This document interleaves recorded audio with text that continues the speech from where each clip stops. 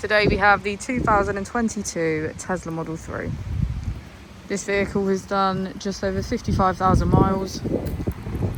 It has an automatic transmission and a fully electric motor.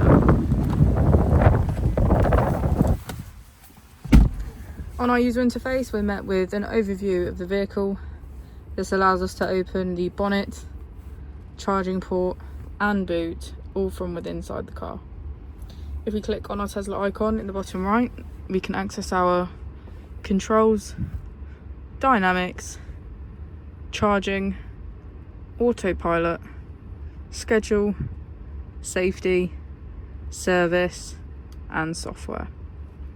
Within safety we have advanced features such as a pin to drive and a glove box pin.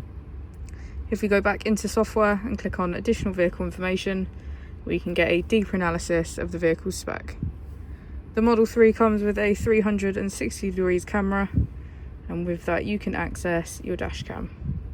If we press here, we can access our climate control with heated seats on either side, heated steering wheel and heated windscreen.